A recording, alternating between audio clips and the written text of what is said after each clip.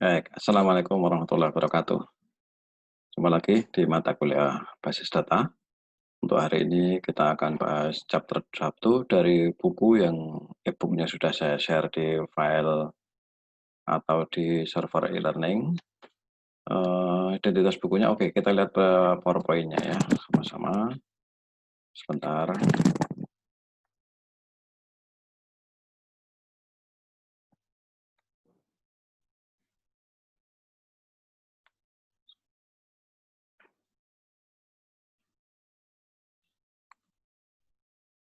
Nah, baik.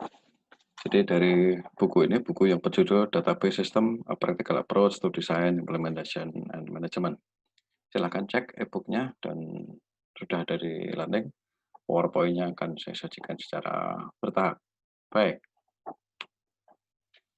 Nah, untuk mendukung perkuliahan, kita bisa latihan bersama. Anda latihan di rumah, nanti dipandu oleh tim dari lab. Tools yang kita gunakan adalah berbasis MySQL, yang Anda bisa install dari berbagai sumber.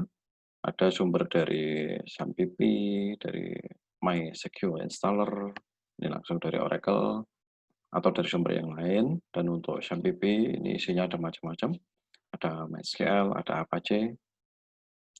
Kemudian tools yang kedua, kalau yang pertama tadi adalah DBMS-nya MySQL, maka tools yang kedua adalah ini sebagai klien. Ini pakai MySQL Yoke ini untuk di laptop. Sedangkan kalau Anda mau menggunakan smartphone Android, nanti ada klien yang Anda bisa download dari Play Store. Ada kalau namanya SQL Client, nanti silakan. Baik, chapter 1 dari buku ini bicara tentang, ya sekali lagi tentang pengantar, mulai dari penggunaan dan definisi, ada karakteristik teknologi yang digunakan, kemudian mengarah menjelaskan kita kepada DBMS, ya ada DBMS-nya. Nah, lanjutan dari DBMS adalah fungsi-fungsi, keuntungan, kerugian, komponen, termasuk personel dalam lingkungan DBMS, ada sejarahnya.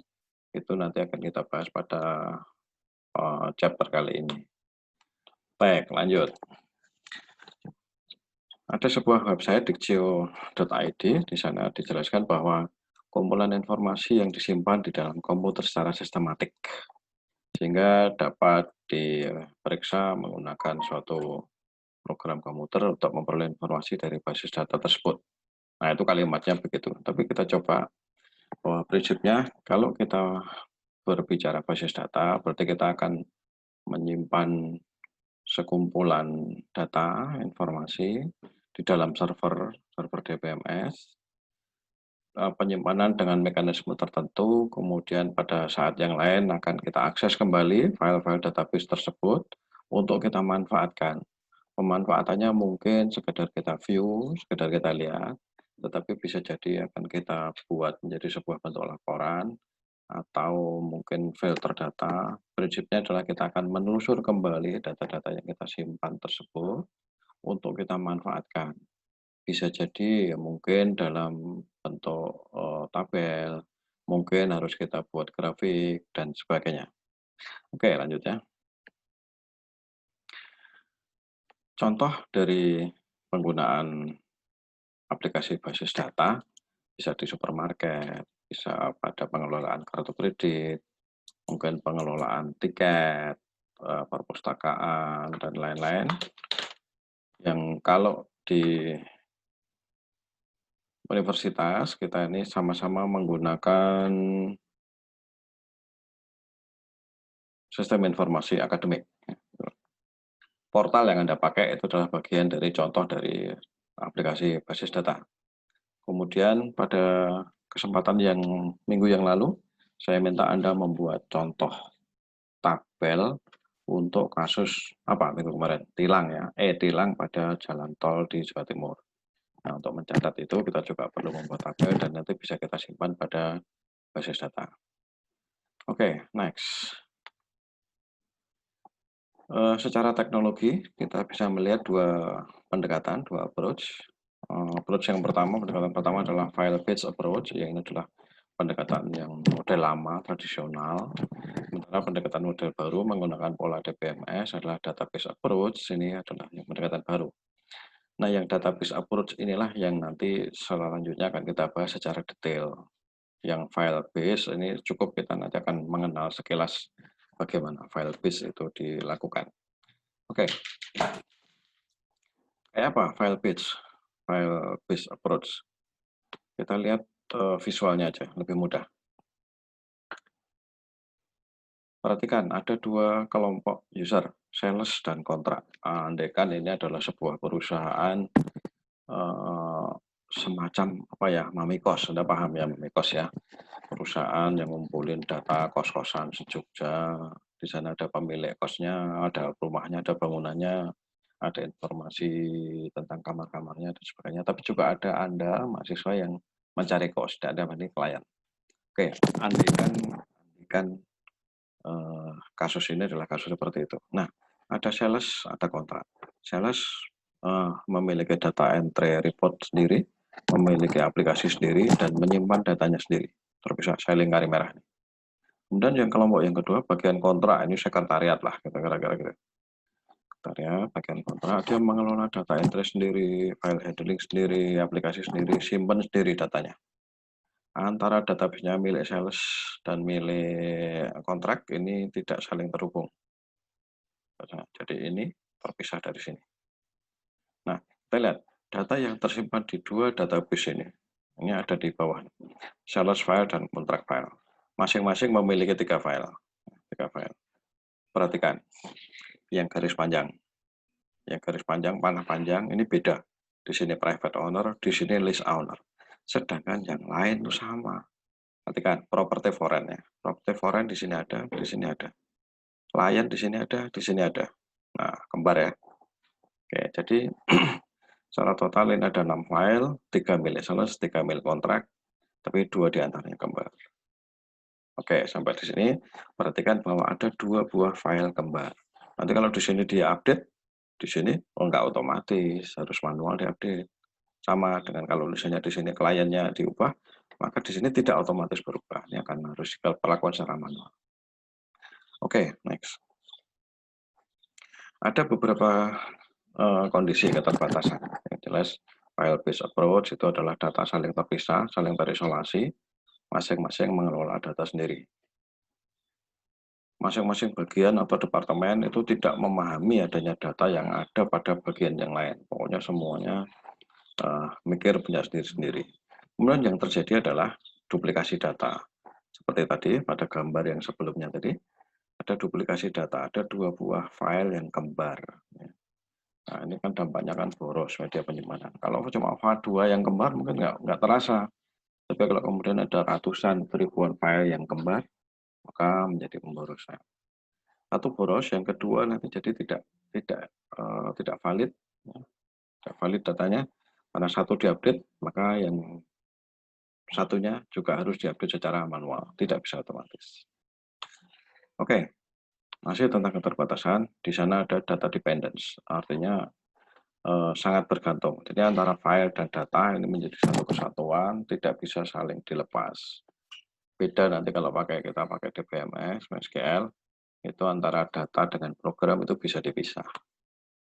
Oke, kemudian file formatnya juga mengikuti pola masing-masing. Yang punya sales berbeda dengan yang punyanya kontrak. Ini beda format file. Nah, karena beda format file, sehingga yang incompatible. Yang miliknya sales belum tentu bisa dibaca oleh kontrak, yang miliknya kontrak belum tentu bisa dibaca oleh bagian sales. Oke, ini lewat saja. Nah, yang pendekatan baru, database approach ya. Kita skip saja ini, langsung ke gambarnya. Nah, lebih enak, lebih fokus pada gambar saja. Perhatikan mulai dari kiri. Dari kiri sama, ini sales, ini kontrak sama ya. Kemudian data entry, application program sama. Bedanya di sini. Di sana tadi nggak ada DBMS. Di sana tadi database-nya ada 2. Nah, ini bedanya di sini. Jadi di sini database-nya disatukan, kemudian antara database dengan ini, dengan aplikasi, ini ada yang di tengah-tengah posisinya. Ini namanya DBMS. Nah, dia ada di tengah-tengah. Ini semuanya mengakses database lewat DBMS. Ya. Jadi ini akses ke DBMS, DBMS yang mengakses database. Oke, apa yang tersimpan di sini? Yang tersimpan di sini, perhatikan di bawah. Ada 4 file. Perhatikan 4 file ini sama dengan 6 file yang tadi. Tadi ada 2 file kembar, yakni property foreign dan client, ini sama kembar. Sedangkan private owner, ini dimiliki oleh sales, sedangkan list dimiliki oleh kontrak. Nah, tadi 6 file ini menjadi 4 file. Ini sudah menghemat secara storage. Satu menghemat, yang kedua kemudahan untuk update. Nah, jadi sekali diupdate sudah, yang lainnya sudah akan otomatis membaca dari hasil update tadi. Oke, itu jadi DBMS atau database approach itu kelebihannya di situ. Kita menggunakan teknologi DBMS, database-nya menyatu, tidak terpisah-pisah lagi, meskipun ini programnya ini beda-beda. Nah, bayangkan ini database-nya mahasiswa kita, kemudian ini DBMS yang kita gunakan. Ini aplikasi di sini untuk mahasiswa, portalnya mahasiswa, diakses oleh mahasiswa. Di sini portalnya dosen, diakses oleh dosen. Nah, sama mahasiswa dan dosen sama-sama mengakses DBMS, DBMS mengakses ke database. Nah, ini konsisten. Nah, ini menjadi satu kesatuan yang menyeluruh. Oke, next. Nah, ini penjelasannya tadi sebenarnya. Ya, kumpulan database yang saling berhubungan. Karena dapat digunakan bersama. Kemudian ada sistem katalog. Nah, oke, nanti ada kaitannya dengan katalog, nanti ada pembahasan lebih lanjut. Next saja. Nah, dari sisi definisi DBMS, Database Management System, ini adalah software yang memberikan kemudahan pada user untuknya ini panjang, mendefinisikan, membuat, merawat, mengendalikan, menggunakan, memanfaatkan, melakukan retrieving data, melakukan query. Nah, ini yang kita lakukan di DBMS. Contohnya ini ada beberapa. Jadi kalau di pasaran banyak ya. SQL, MS Access, Oracle, Paradox, Sybase, PostgreSQL, MS SQL, dan sebagainya. Nah, terpisah dari DBMS nanti ada data program application, aplikasi programnya. Di mana program ini akan berinteraksi ke database dengan cara mengirimkan request berupa perintah SQL ke DBMS. Nah, perintah request ini yang persis dengan yang dipertanyakan di grup pada saat sebelumnya. Apa itu query, Pak? Query itu request, permintaan bahasa SQL. Oke. Nah, perintah SQL itu dikelompokkan menjadi 2 kelompok besar. Yang pertama DDL, yang kedua DML. Balik DDL. DDL itu untuk mendefinisikan, membuat, mengatur, macam-macam tabel yang mau dibuat apa saja, kolomnya apa saja, untuk menyimpan data apa. Nah, ini adalah DDL. Sedangkan kalau tabelnya sudah jadi dibuat, untuk mengisi datanya, untuk menyimpan, untuk membaca kembali, atau mengubah isinya, maka kita gunakan DML. Nah, next time kita akan belajar lebih lanjut tentang mana itu DDL, contohnya apa, mana itu DML, contohnya apa. Nah, dengan adanya database approach ini ada banyak hal ya, ada banyak hal yang nanti bisa kita peroleh, diantaranya adalah sistem security, sistem integrity itu akan meningkat, ada sistem concurrency control. Ini artinya adalah data bisa diakses oleh banyak user pada saat yang sama, berbarengan, tanpa harus bergantian karena ada mekanisme penguncian gitu ya, tetap ada. Kemudian recovery control, ini berfungsi manakala kita ada problematika dengan file, mungkin ada sedikit kerusakan atau apa, ini kita bisa lakukan recovery. User katalog, ini bentuknya view. Oke, tentang katalog view kita bahas next slide. Nah, ini view. Apa itu view? Cara untuk melihat data secara parsial sesuai kebutuhan. Jadi data itu banyak, tapi tidak harus dilihat secara keseluruhan, tapi melihatnya secara parsial sesuai kebutuhan saja. Merupakan himpunan bagian atau subset. Nah, ini contohnya. Data sistem informasi akademik itu dapat dilihat oleh banyak user. Dosen wali melihat data akademik detail, Kaprodi melihat jumlah perangkatan, dekan melihat jumlah perprodi, kepala GPAA, rektor. Ini bisa melihat dengan cara yang lain, dengan view yang berbeda. Jadi tidak pada tempatnya kalau misalnya seorang rektor ini harus membaca data akademik detail itu ya terlalu repot menghabiskan waktu. Ini view. Oke. Manfaatnya memperkecil kompleksitas ya karena tidak perlu semua data harus dilihat ya, maka kita bisa menurunkan kompleksitas jadi nampak menjadi lebih sederhana. Multi level security ini jelas karena diakses oleh banyak orang, tentu bisa diatur lah antara user satu dengan user yang lain, jangan sampai terjadi cross data, jangan. Oke, kemudian ini antara tampilan dengan data ini bisa diubah secara terpisah. Tampilan bisa diubah tanpa harus ngoprek-oprek isi datanya. Atau dibalik, isi data itu bisa diubah-ubah, tetapi format tampilan tidak harus berubah. Oke, komponen. Kalau kita sudah serius mau menggunakan DBMS, maka kita perlu melihat bahwa yang namanya DBMS itu ada komponen hardware, software, ada komponen prosedur dan people. Nah, komponen inilah memang kita gunakan untuk mengelola datanya. Posisi DBMS di sini, bridge jembatan. Dia ada di tengah-tengah antara mesin dengan manusia. Jadi dia di tengah-tengah. Tidak boleh ada komponen yang hilang. Kalau hardware-nya nggak ada, ya kita nggak bisa install. Kalau orangnya nggak ada, ya siapa yang mau pakai? Kalau datanya nggak ada, ya ngapain pakai DBMS? Kira-kira gitu. Jadi saling mendukung, saling melengkapi. Oke, ini penjelasan dari slide yang tadi sama ya. Oke, people, kita lihat lebih detail untuk people. Dunia basis data itu ada beberapa pekerjaan, ada data administrator, database administrator, database designer, ada application programmer, ada user. Nah, ini masing-masing punya kapasitas dan kemampuan dan kebutuhan yang berbeda. End user itu siapa? End user itu ya kita, Anda sebagai pembaca. Anda menggunakan portal ya, Anda sebagai end user, bukan sebagai pengembang. Kalau sebagai pengembang di sini, application programmer. Kalau yang ngurusin database ya di sini. Oke, next. History. Perlu dilihat sejarah lah, meskipun sekilas. Generasi pertama, generasi kedua, generasi ketiga. Saat kita belajar saat ini, kita berada pada generasi yang kedua, relasional. Sedangkan yang generasi pertama, oke, next time, kalau perlu kita lihat sekilas, nggak apa-apa. Hierarkis itu seperti apa, network itu seperti apa. Sedangkan nanti pada mata kuliah yang lain, untuk keperluan tertentu, ketika Anda proses pengembangan, maka Anda akan ketemu dengan generasi yang berikutnya. Lanjut. Beberapa keuntungan menggunakan DBMS.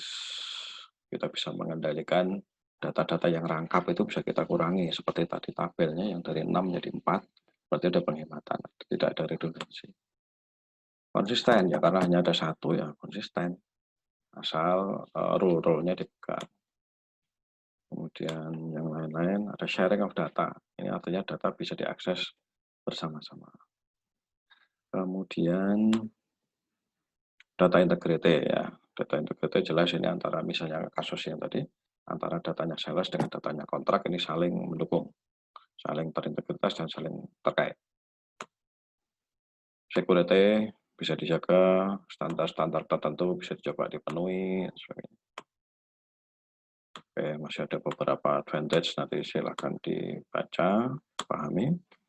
Selain advantage, tentu saja disadvantage, kerugiannya memang menjadi pekerjaan yang lebih kompleks, apalagi sulit, dari sisi ukuran investasi segala macam, kebutuhan peralatan menjadi lebih tinggi, dampaknya adalah biaya, untuk implementasi DBMS ini perlu biaya tambahan, antara lain beli hardware-nya, beli software-nya. Nah, kemudian mungkin perlu perubahan konversi data dari format lama ke format baru, ini juga biaya. Nah, performance juga akan berubah, tetapi begini, higher impact. Begini, disadvantage di sini dikatakan sebagai kerugian. Ini saya lebih senang mengistilahkan ini bukan disadvantage, tapi ini ya implikasi. Kalau memang kita mau mendapatkan keuntungan dari DBMS, ya sudah sewajarnya kita memang harus tambah anggaran, sudah sewajarnya kita perlu akan berhadapan dengan teknologi baru yang lebih kompleks dan seterusnya. Jadi oke lah ini nggak usah dianggap sebagai kerugian, tapi anggap saja ini sebagai ya prasyarat ya untuk bisa mendapatkan keuntungan dari DBMS, ya inilah yang memang harus kita sediakan. Oke, kira-kira begitu untuk chapter 1 ini. Mudah-mudahan bisa dipahami. Jika ada pertanyaan silakan posting di grup. Oke, kita ketemu lagi pada chapter berikutnya. Demikian. Assalamualaikum warahmatullahi wabarakatuh. Kita akhiri untuk sesi kali ini.